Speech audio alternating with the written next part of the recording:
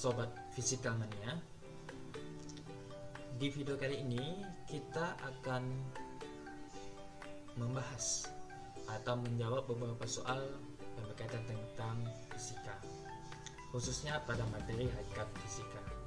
Nah, di sini sudah ada beberapa soal, kita akan coba membahas. Semoga di video kali ini bermanfaat bagi kalian, khususnya yang sedang mempelajari atau memperdalam materi fisika. Tentunya bersama saya, Ayeka. Nah, kita langsung ke soal yang pertama. Soal yang pertama, saat melakukan kegiatan ilmiah, gagasan dan pemikiran ilmu fisika didasari dari rasa ingin tahu yang tinggi, diiringi dengan rasa percaya diri, sikap disiplin, objektif, jujur, dan mau mendengar pendapat orang lain. Hal tersebut merupakan ciri hakikat fisika sebagai. Nah, di sini pilihan atau opsinya yang pertama yaitu ilmu. Nah, silakan tanya itu hakikat fisika. Kita tahu di sini, saya tahu dulu hakikat. Oh maaf, terlalu besar. Saya akan atur terlebih dahulu.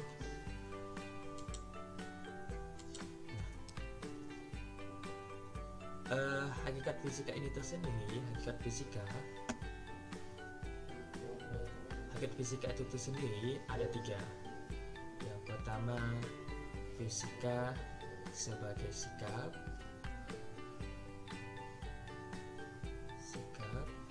kemudian proses, kemudian produk. Nah, jadi dari opsinya yang jelas ilmu ini tidak termasuk ke dalam hakikat fisika. Sebenarnya termasuk, cuman tidak tergolong ke dalam tiga ini. Kemudian sains juga. Nah, sains itu cabangnya, fisika ini di sini merupakan cabang dari sains. Tapi untuk hakikat fisika itu terdiri dari sikap, proses, dan produk. Nah, kita analisis satu persatu. Di sini kan dibilang bahwa kegiatan ilmiah, gagasan dan pemikiran ilmu fisika didasari rasa ingin tahu. Nah, didasari dari rasa ingin tahu yang tinggi, rasa ingin tahu. Kemudian rasa percaya diri.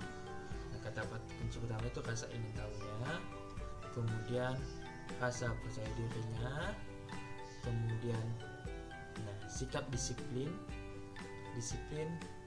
objektif, kemudian jujur, dan mau mendengarkan pendapat orang lain.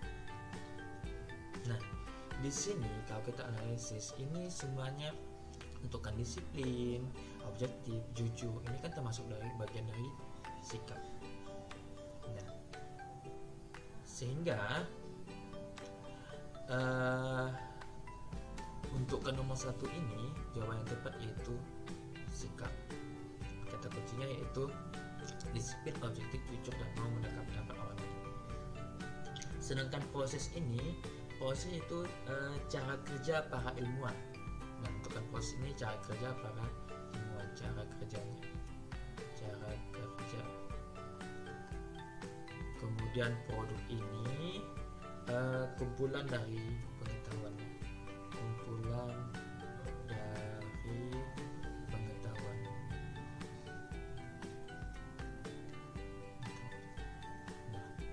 Dari sikap ini maka akan terjadinya terbentuknya proses, kemudian dari proses ini akan menghasilkan produk.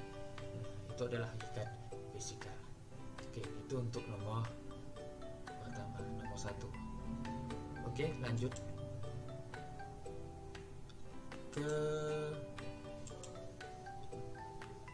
nomor 2.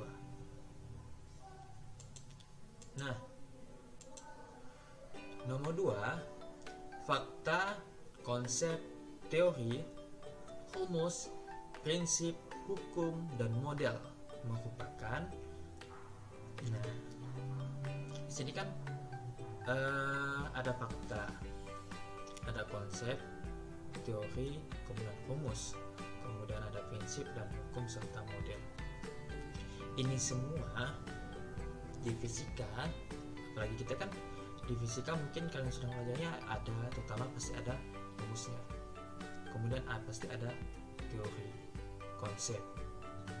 Nah, ini sering kita jumpai. Kemudian ada prinsip juga, bahkan semuanya malahan. Nah, ini merupakan produk dari fisika. Setelah dilakukan beberapa proses, beberapa sikap, maka ini ada produk dari fisika.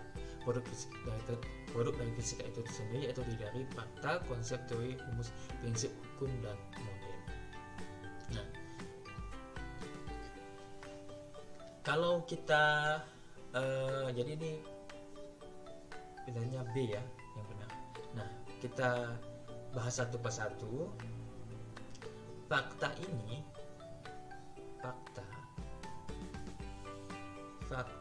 itu sesuatu yang benar-benar ada. Nah, sesuatu yang benar-benar ada. Sesuatu yang benar-benar ada. Benar-benar ada. Atau akurat. Sesuatu yang benar-benar ada atau akurat. Contohnya itu seperti air garam di laut. Air di laut kan ada mengandung garam. Kemudian magnet itu dapat menarik besi, itu termasuk dari faktanya. Kemudian pelangi itu bermacam-macam warnanya, nah itu termasuk fakta. Kemudian untuk konsep itu gagasan umum tentang objek, gagasan umum tentang objek. Nah, contohnya seperti ini.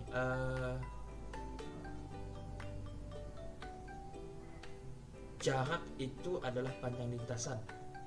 Nah, itu merupakan dari konsepnya. Konsep jarak merupakan panjang lintasan. Kemudian kutub magnet merupakan bagian yang paling kuat untuk menaik suatu benda. Itu kan konsepnya. Kemudian teori ini rumusan hubungan fakta dan konsep. Jadi hubungan fakta dan konsep. Nah, itu maka terbentuklah teori. Nah, antara fakta dan konsep, antara benda-benda yang benar ada atau akurat, kemudian tentang gagasan umumnya, maka terbentuklah teori.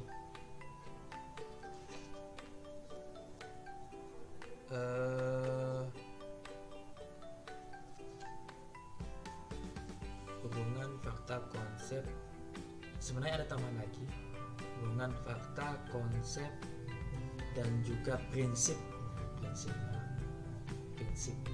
tambahan lagi. Jadi sebenarnya urutannya itu fakta, konsep, kemudian itu prinsip terlebih dahulu. Kita sesuai dengan urutan terlebih dahulu supaya nyaman, enak menganalisisnya. Sebelum masuk ke teori, maka kita bahas dulu tentang prinsip. Nah, prinsip ini hubungan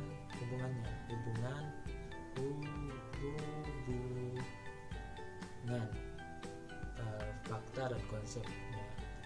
Fakta dan konsep ada dua, dan konsep.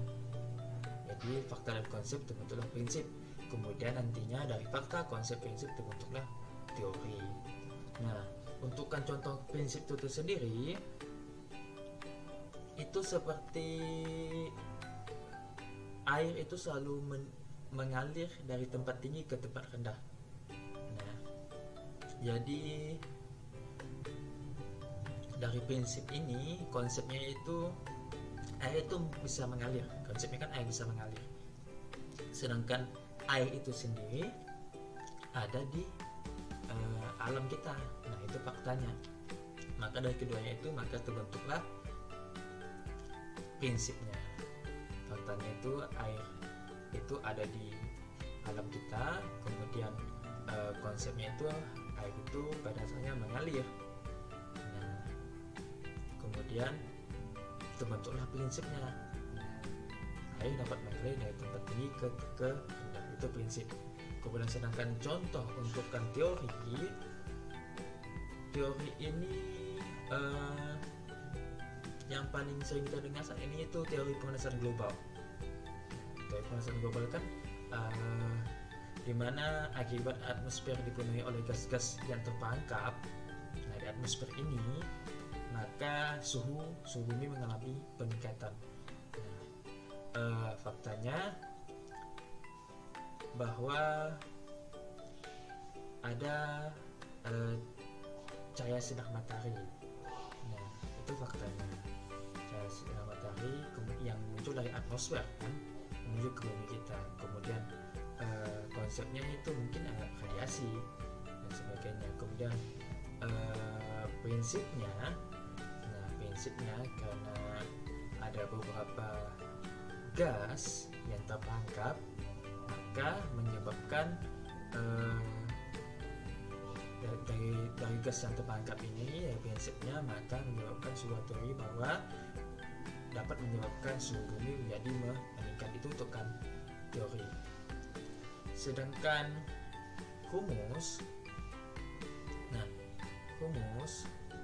humus ini pernyataan matematis dari suatu fakta. Dari suatu fakta, konsep, prinsip, hukum, dan teori. Nah, jadi fakta, konsep, teori, hukum ini fakta, konsep, teori, hukum, prinsip juga, maka secara matematis dibuatlah humus. Nah, humus gabungannya seperti P sama dengan F per A. Tekanan itu sebanding dengan gaya berbanding terbalik dengan luas penampang. Itu tukar humus. Nah, kemudian hukum. Nah, hukum ini bagian dari humus kan. Nah, hukum itu tersendiri merupakan prinsip khusus yang diterima luas melalui berbagai pengujian yang berulang. Nah, ini merupakan prinsip umum. Nah, dengan catatan prinsip umum ini dapat diterima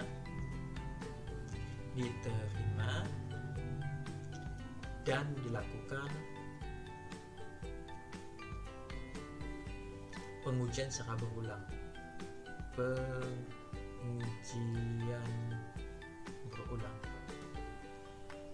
Nah, prinsip umum, prinsip yang diperoleh dari pengujian yang berulang-ulang, yang memperoleh hasil yang sama, maka dipresentasikan ke khalayak umum dan khalayak umum ini menerimanya, maka terbentuklah suatu hukum.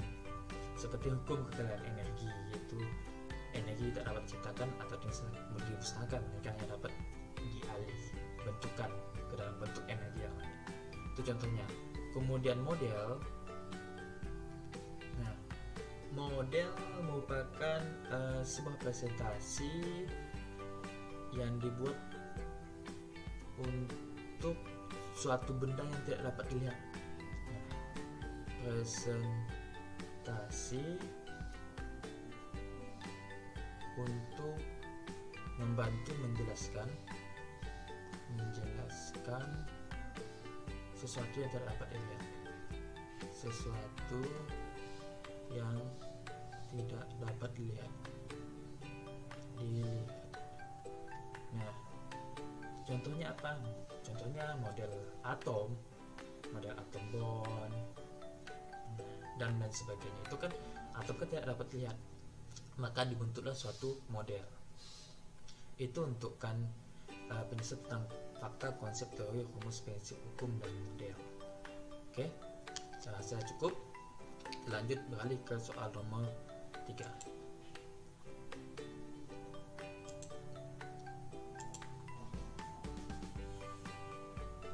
Nah, soal nomor 3. Pernyataan yang menggambarkan dan menjelaskan pola umum yang terjadi di alam semesta yang didukung oleh bukti ilmiah dan percobaan atau eksperimen disebut. Nah, di sini terdapat kata kuncinya. Kata kuncinya yaitu didukung. Didukung oleh bukti ilmiah atau percobaan. Nah, didukung oleh bukti ilmiah atau percobaan. Tadi kan sudah dijelaskan bahwa pernyataan atau pola umum yang diperoleh dari bukti ilmiah atau percobaan secara berulang-ulang itu merupakan bagian dari hukum. Nah, maka jawaban yang ketiga ini adalah hukum. Dimana hukum ini dapat diterima oleh halayak ramai, tapi dengan catatan didukung oleh bukti ilmiahnya. Bukti ilmiahnya dilakukan melalui percobaan yang berulang-ulang. Oke, lanjut ke soal nomor 4.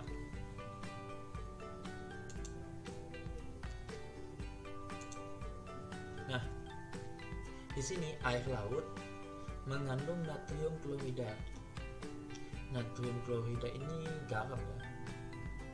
Ini garam. Pernyataan tersebut merupakan produk fisika kategori. Nah, air laut ini mengandung garam. Nah, pada saat ini kan fakta. Sesuatu yang benar-benar ada. Dan air laut itu mengandung garam, maka sama adalah ini fakta. Tadi mungkin sudah dijelaskan konsep itu gagasan umum tentang objek, kemudian teori itu penjelasan umum yang berkaitan tentang fakta, konsep, prinsip digabungkan maka terbentuklah teori. Sedangkan hukum ini prinsip khusus yang diterima oleh halayak ramai dengan catatan dibuktikan dengan percobaan yang berulang-ulang. Kemudian rumus ini kan gabungan dari fakta, konsep, prinsip, hukum. Nah, dibuat secara matematis maka dibuatlah rumus. Nah, itu. Maka nomor 4 jawaban ini adalah fakta. Air laut mengandung natrium klorida atau garam. Oke, lanjut ke nomor 5.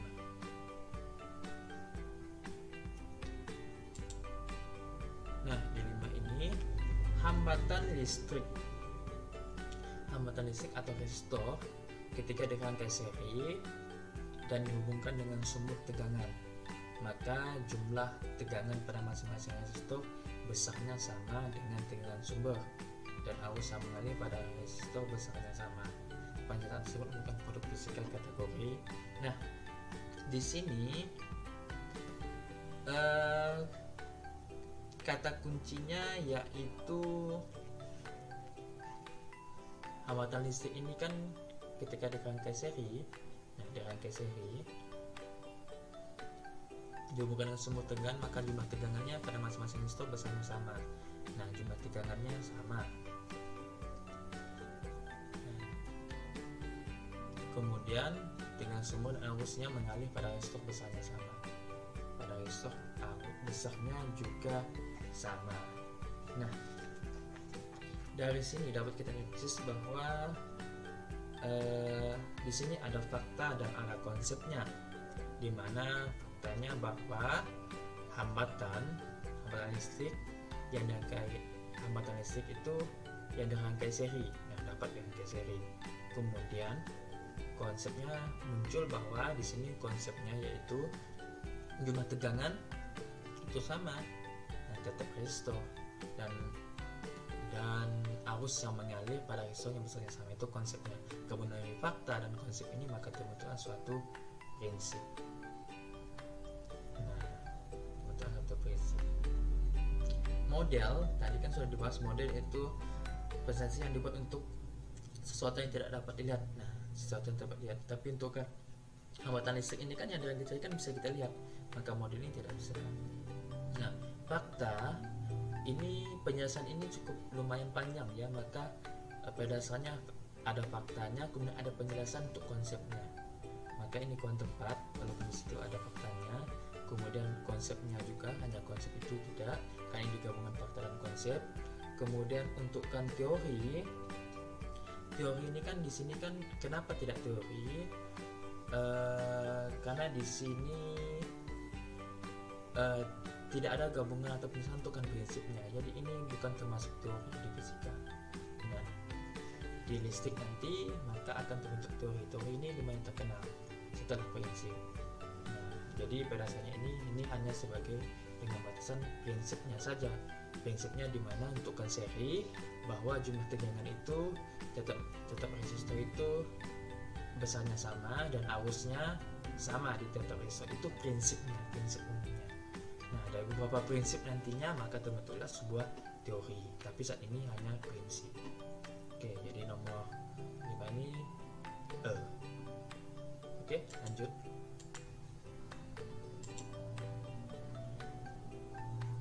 Ke 6. Nah, perhatikan langkah-langkah analisis data berikut. Mentabulasi data dengan menyentuh ke dalam tabel, mengelompokkan data berdasarkan variabel, mendeskripsikan data, menguji kualitas data, dan menguji hipotesis. Pertanyaannya, urutan langkah-langkah analisis data. Yang benar adalah langkah-langkah analisis data. Kita menganalisis data.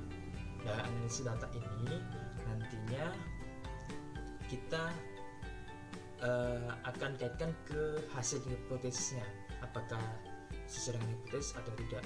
Nah, jadi pastinya tujuan dari analisis ini kan untuk menguji hipotesis. Pastinya menguji hipotesis ini pasti nomor terakhir. Nah, pasti nomor kelima terakhir. Jadi yang nomor kelima ini nomor A, yang B itu tidak, karena yang 3 itu mendeskripsikan data tidak. Nah, ini B dengan D itu pasti tidak. Nah, kemudian kita analisis yang pertama-tama, mentabulasi data. Mentabulasi data ini diperoleh ketika kita sudah dapat data-datanya, dapat kelompok datanya. Berarti sebelum ini maka nomor 2 terlebih dahulu. Nah, mendeskripsikan data, menguji kualitas data. Maka ini dulu nomor pertama. Mengelompokkan data berdasarkan variabelnya. Dari eksperimen kita kelompokkan datanya. Setelah kelompokkan datanya kita masukkan ke dalam tabel supaya mudah dianalisis. Setelah kita masukkan ke tabel, kita dari tabel ini kita menguji kualitas datanya. Itu nomor 3, ini nomor 2. Nah, kita uji kualitas datanya. Kemudian apakah sesuai atau tidak itu kita deskripsikan. Nah, dari kualitas datanya kita peroleh, kita deskripsikan, kita kait-kaitkan. Kemudian dari hasil di sini apakah sesuai dengan hipotesisnya. Jadi 1, 2, 3, 4, 5. Berarti urutannya pertama 1 itu 2. Ini jelas tidak. Nah, ini karena 1. Nah, ini juga tidak karena mulai 4. Nah, ini 2. Cuma ada 1. Berarti C. Kita sesuaikan urutan yang benar tidak. 2, 1. Oke, betul. Kemudian 3-nya 4. Oke. Kemudian 3 itu 4. Oke, betul. Terakhir 5. Oke. Pilihannya yaitu C. Oke, lanjut.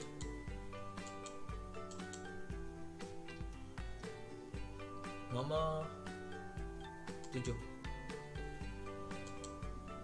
Ruang lingkup fisika secara garis besar terbagi menjadi 2 kelompok, yaitu fisika klasik dan fisika modern. Fisika modern berkembang pada mulai abad ke-20 sejak ditemukannya. Oke, mulainya untuk listrik magnet ini masuk ke fisika klasik, listrik dan magnet. Kemudian kalor dan bunyi juga fisika klasik, bunyi itu termasuk dalam gelombang. salah juga, gelombang optika. Teoritis, ini teoritis Einstein. Ini kan fisika modern kan kita tahu bahwa fisika modern ini kan Albert Einstein.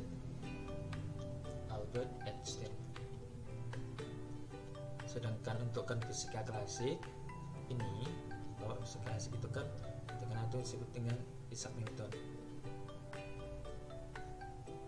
Nah, Albert Einstein ini terkenal dengan teori relativitasnya.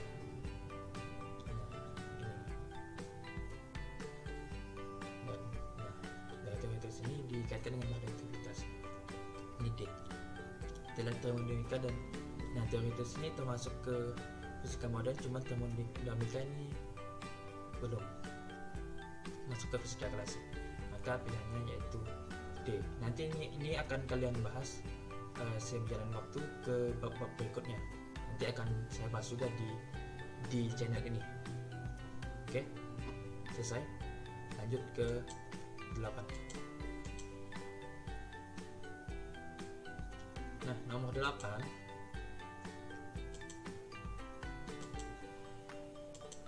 terdapat penelitian yang berjudul pengaruh kadar garam terhadap titik didih air. Judulnya pengaruh kadar garam terhadap titik air. Dari judul tersebut, maka pertanyaannya itu pernyataan yang benar. Oke, ini kita analisis 1, 2, dan 3. Nah, masalahnya dari judul ini, masalahnya bagaimanakah pengaruh kadar garam terhadap kenaikan titik air? Pengaruh kadar garam terhadap titik didih air, maka ini pengaruhnya. Oke, nomor 1 benar. Bagaimanakah pengaruh kadar garam terhadap kenaikan titik air? Sesuai dengan judulnya, pengaruh kadar garam terhadap titik air. Jadi masanya itu. Kemudian hipotesisnya, praduga sementaranya, kadar garam berpengaruh pada kenaikan titik air. Nah, kadar garam ini termasuk jumlah. Ini kan variabel bebas.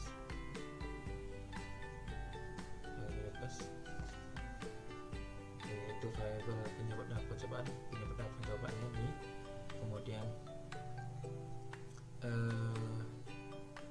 Kemudian titik didih air.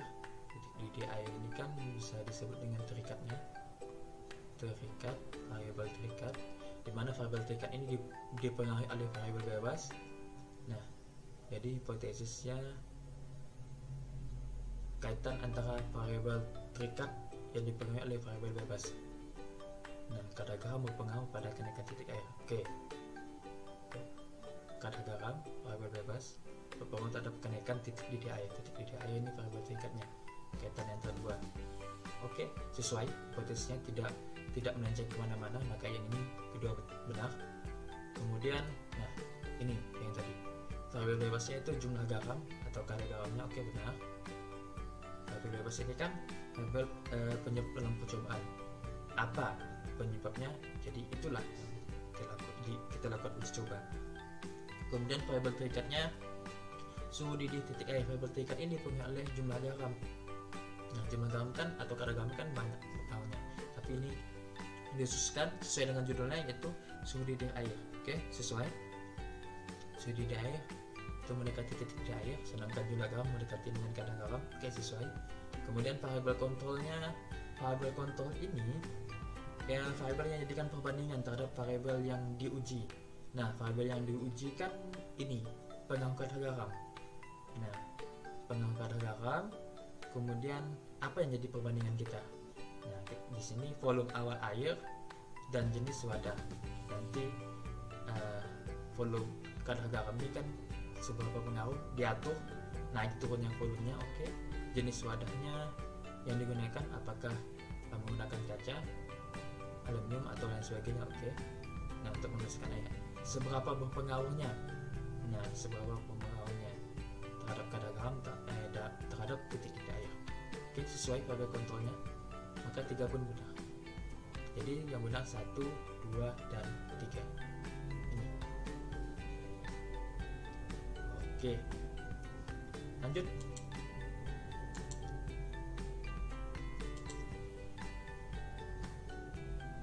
Nomor 9.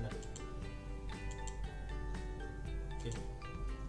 Sekelompok peserta didik mengamati permainan ayunan salah satu dari mereka mengajukan pertanyaan apakah massa orang yang naik ayunan mempengaruhi periode getaran, dan apakah panjang tali ayunan juga mempengaruhi periode getaran.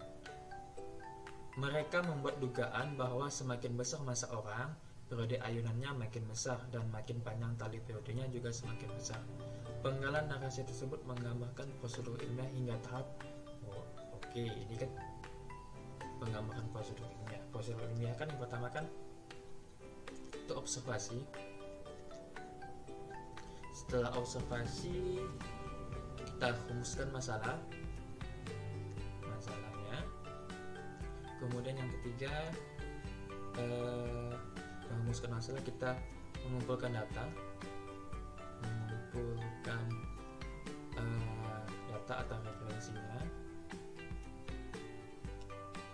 Kemudian keempat, hipotesis. Setelah hipotesis, kita lakukan uji coba atau eksperimen. Kemudian setelah eksperimen, kita analisis data. 7 yaitu kita tarik kesimpulan. Jadi ini sampai mana? Sekelompok peserta didik mengamati permainan ayunan. Mengamati ini kan sambil observasi. Oke, observasi telah dilakukan. Salah satu dari mereka mengajukan pertanyaan apakah massa orang naik ayunan. Ini kan mengajukan pertanyaan. Itu rumusan masalah yang baik itu ada berupa pertanyaan. Oke. Kemudian mereka membuat dugaan bahwa dugaan ini kan hipotesis. Oke, mengumpulkan datanya, mungkin mereka sudah mengetahui data-datanya, mengetahui referensinya, konsep-konsepnya dari berkaitan dengan masalah. Tapi di sini kan tidak dijelaskan, tapi anggap saja mereka sudah memperoleh referensinya atau memperoleh pengetahuannya. Jadi langsung melakukan hipotesis atau penduga sementara. Oke, mereka membuat dugaan bahwa semakin besar massa periode maka ayunannya makin panjang, dan makin panjang tali periodenya juga semakin besar. Penggalan narasi tersebut berarti dengan itu hipotesis ini membuat hipotesis, hanya dengan membuat hipotesis, belum melakukan uji coba. Oke, lanjut ke soal berikutnya. Soal terakhir ya. Oke, sebelum soal terakhir. Nah, setelah mempelajari gerak jatuh bebas, sekelompok siswa kelas 10 melakukan percobaan untuk menentukan besarnya percepatan gravitasi bumi berdasarkan rumus. Oke, ini rumus GLBP. Percobaan dilakukan dengan cara menjatuhkan kelereng, tidak menembak ke atas bawah, jatuh bebas, maksudnya jatuh bebas, dan mencatat waktu jatuhnya kelereng ke lantai. Mencatat waktu, kuncinya ini, mencatat waktu. Langkah ini diulang beberapa kali dengan mengubah ketinggian jatuhnya kelereng. Diulang, berarti variabel terikatnya diulang. Variabel terikat dalam percobaan tersebut, variabel terikatnya diulang-ulang, mengubah ketinggian jatuhnya kelereng. Ketinggian jatuhnya kelereng. Jadi variabel terikatnya yaitu dari mengubah kejatuhan kelerengnya, kita catat waktunya.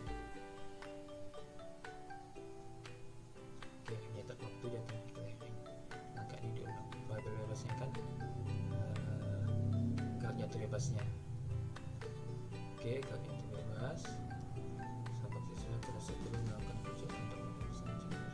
Percobaan dilakukan dengan cara menjatuhkan kelereng. Kita jatuhkan kelereng dan mencatat waktunya, pengaruhnya, mencatat waktu. Berarti ini kan variabel terikatnya, mencatat waktu. Nah, yang ditanya yaitu variabel terikatnya waktu. Oke, variabel terikatnya adalah waktu. Variabel terikat itu variabel yang dipengaruhi oleh variabel bebas. Nah, dari jatuh bebas ini yang dipengaruhi itu kan waktunya. Kemudian sedangkan untuk ketinggiannya, ketinggian ini kan variabel kontrol. Nah, yang diubah kontingen. Oke, nomor 10 itu yang terakhir. Saya rasa cukup untuk pembahasan soal tentang materi hakikat fisika. Nanti akan saya ceritakan modul-modul yang lain, soal yang lain. Maka dari itu tetap bertahan atau coba lihat-lihat di channel ini. Kemudian semoga apa yang dipelajari atau yang saya jabarkan di sini bermanfaat bagi kalian. Saya akhiri dengan salam fisika mania.